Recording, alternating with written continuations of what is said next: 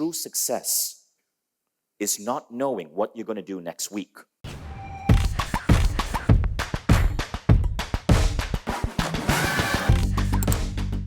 I started my career sitting cross-legged. I'm a former meditation instructor. I started out as a VP in Silicon Valley, electrical engineering and computer science, but the stress of that day-to-day job caused me to break down. Long story short, I took a meditation class, it transformed me, and I decided, forget Silicon Valley, I want to teach meditation.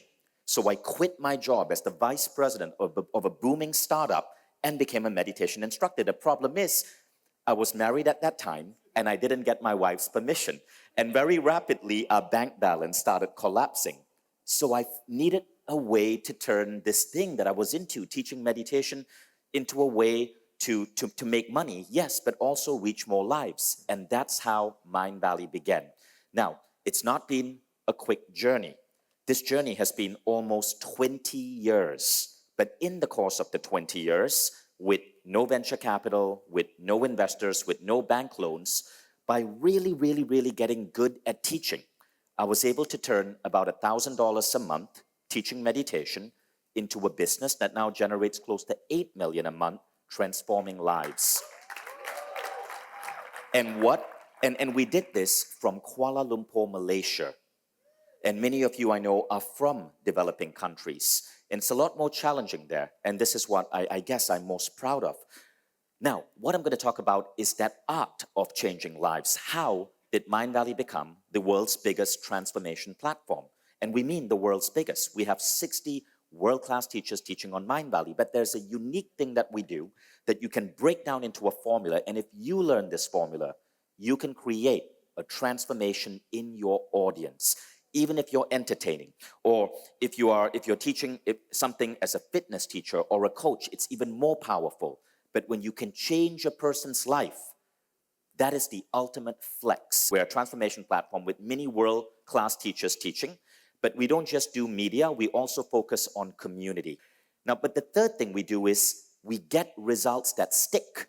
So you don't just get an idea and then forget about it. The idea sticks with you and it changes your life. If you go to our website, you will see there are 16,000 user-submitted case studies. And that's just the people who bother to submit to our website. In the press, organically, people write about their Mindvalley transformation. Billboard magazine wrote about how the rapper Miguel meditates to my meditation with his entire crew before their concert. NFL top 100 footballer Tony Gonzalez spoke about meditating to Mindvalley. Miss Universe 2014 spoke about how Mindvalley changed her life. And one of the most interesting case studies is this young 19-year-old girl beat Serena Williams in the US Open. And when they asked her how she did it, Bianca Andreescu held up my book. This is what I mean by results that stick. Now, would you guys like to know the formula? Okay, first thing you got to know, you got to understand what is transformation. So now I'm going to get a little bit academic. I'm going to bring in research from the University of Toronto combined with what I've discovered building this platform. So the first thing is this: transformation is an irreversible shift towards a greater understanding of the world. That's it. It's an irreversible shift. Once you learn the power of kindness, you don't go back. You don't revert to being an asshole, right? Once you understand the importance of healthy eating and exercise, you don't revert back to your bad habits. True transformation is sticky. It's like the chewing gum at the bottom of your shoe. You cannot get it off you. Now, let me give you an idea of a transformational shift that happened to me recently. And if you can create this type of shift with your audience, you build fans, loyalists, you change lives. So in my case, this is what happened. I was in Dubai around 2.5 weeks ago, and a friend of a friend told me that I need to meet this man. And his name is Wayne, and he's literally a billionaire, and he lives at Princess Tower, and he took me out to his balcony and showed me the view. And that was the view I was looking at. My God, this was the most incredible apartment I'd ever been in. This is probably the most incredible view I've ever seen. I live in Tallinn, Estonia, where the tallest building is like 3 stories high. It's a medieval city. But as Wayne was showing me this view, he transformed me in 2 minutes with the following conversation. Wayne said, "Vishen, you want to know what it takes to being a billionaire?" And I said, "What?" And he says, work 18 hours a week. So I'm like, what? And he goes, I mean that. You must work 18 hours a week. You must figure out how to make your work so automatic that you only work 6 hours on Tuesday, 6 hours on Wednesday, 6 hours on Thursday. Monday and Friday must be free. So I was puzzled by this. It sounded counterintuitive because we always think these people work ridiculous amounts of hours. Then Wayne continued. He said, true success is not knowing what you're going to do next week. So I was confused by this.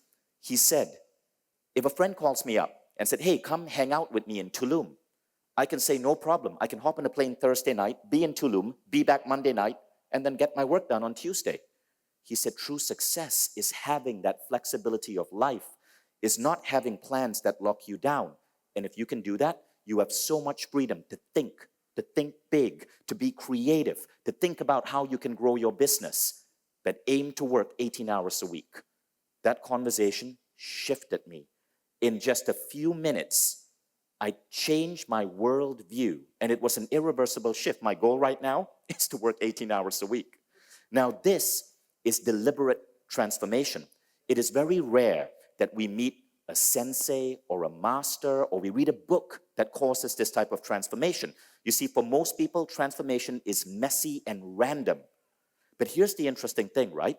The best people in the world are people who often go through a transformation. This is an extract from a book called Exponential Organizations by Salim Ismail. And Salim said, Google did a study, and Google found that its best people were not STEM graduates. Rather, they were young people who went through a crisis. And this crisis made them transform. Maybe it was that they went through a divorce, and then they understood truly how to be in a good relationship. Or maybe they went bankrupt, as I have been, and they then understood truly how to build a business. Or they ended up in hospital, and then they understood truly how to nurture their health. For most people, transformation happens, according to the University of Toronto, in two ways. First is a disorienting dilemma. Something in your life messes you up. It's like the Rumi said, right? O ye who cannot take a good rub, how will you ever become a polished gem? It is the rubbings of life. But the second thing is gradual accumulation of evolving meaning schema over time. And basically that means occasional conversations with inspiring people who give you a taste of wisdom. So this is how most people transform. And as a result, for most people, transformation is slow. It's really, really, really slow. They grow slowly and they grow painfully. As influencers, you can serve the world by helping your audience transform without the pain and without the randomness. So here's how you do it. To understand this, you got to understand how good teachers teach. Okay, so good teachers, all the great teachers that I bring to Mindvalley, from Sadhguru to Jim Quick, to Marissa Peer, to programs like WildFit and Lifebook, all do two things. They introduce what I call new models of reality. New models of reality that disrupt an outdated paradigm and give you a new belief about how the world works. But the second thing they do is they give you daily habits. These are called systems for living. You know, brushing your teeth is a system for living. Doing morning exercise is a system for living. My conversation with Wayne, it was a model of reality because he disrupted my paradigm that it was hard work that was going to make me a billionaire.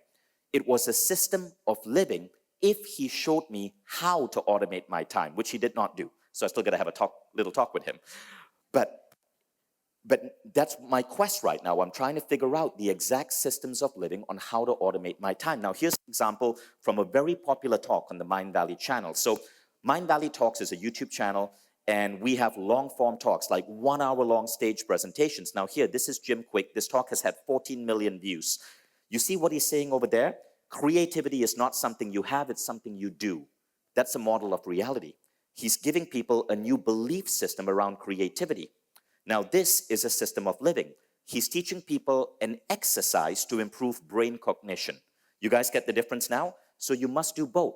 Weak teachers will do only one. They will only teach you the exercise, but they don't give you the belief. Or they give you the belief, but they don't tell you how to enact that belief. You must do both. Okay, so that's the first tip. Now the second tip is, how do you do both in the most effective way? And this is a model that we use when we design courses. So maybe you are teaching a course on Teachable, or maybe you are trying to create a long-form video to transform a life, or you're trying to create a video that can change and rally people around a cause. These 5 tips will help you. So the 5 tips are this: critical reflection, critical study and writing, social discourse, rate of application, altered states. These are 5 ways to create transformation in a human being. And I have 3 minutes and 36 seconds left, so we're going to go super fast. So I really hope you guys are genius or you guys write really fast. The first one is this: critical reflection. It turned out, according to the University of Toronto, this is the #1 thing that creates transformation.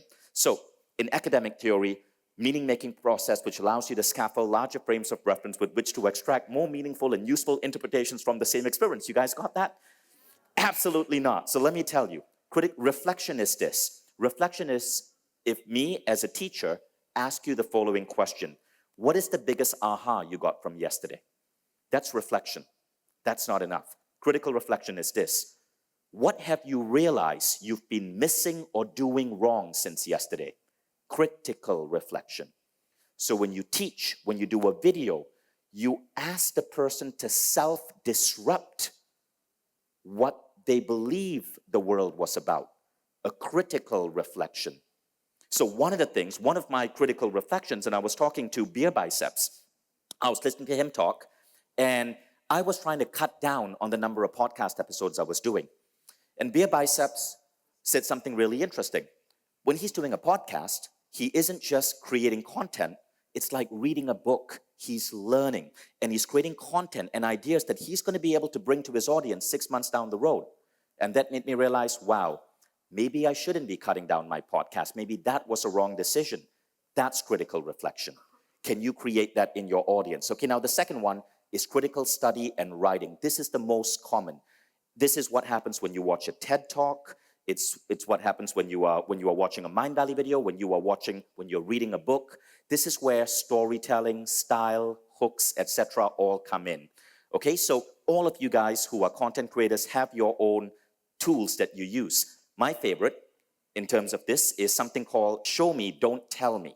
This is where I actually use objects to make a point.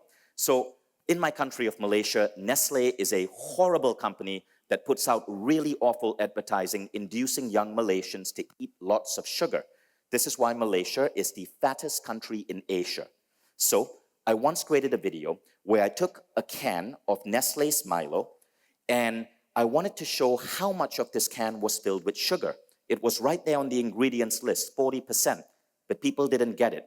So the show me, don't tell me technique means rather than me say it, I took a blue marker and I colored 40% of the can in blue. This video went viral, 50 million views. It blew up among Asian WhatsApp groups because if you're Asian, you know, every family has like 3 WhatsApp groups. And it became the biggest story in Malaysia. And I almost got sued, but the end result was Nestle lost its health certification for Milo in Australia and New Zealand. They could no longer say that this was healthy. But it all started because of show me, don't tell me. I visually demonstrated it. Okay, now the next one, social discourse. Social discourse is when you bring people together for community. So we built a simple app where a community can come and share notes. You can use Facebook for this. We even do like real world things where a community comes together in cities. Number 4 is rate of application. Rate of application means when you learn something, you do it. So back to the story of that billionaire, Wayne. Remember what he said? If I'm invited to go somewhere, I can just say yes and fly out on Thursday night. As I was sitting with Wayne, well into midnight, he said, you know, I got to fly to Istanbul in 2 days. And then he looked at me and I'm like, maybe I'll come with you. That is rate of application. He told me to keep my Friday free and I did. I flew to Istanbul with him and there I just met the most amazing people. When you learn something, act on it immediately. And when you teach your students, get them to act on it immediately. So those are 4. The final one, very simple, altered states. This is where you bring in meditation, you bring in breath work, you bring in any type of thing that lets you talk to your subconscious. I did a podcast interview with the founder of GoDaddy, and he spoke about how altered state training, in his case it was psychedelics, I do not recommend you recommend that, but it helped him recover from 50 years of PTSD in 3 days. But anyone, if you're an exercise instructor, if you are teaching even creativity, you can use meditations, hypnotherapy, breath work, any type of subconscious training to change people from the inside. This is really the secret of designing powerful transformations for your audience. Because remember, true influencers don't just get views, they create better humans. Thank you.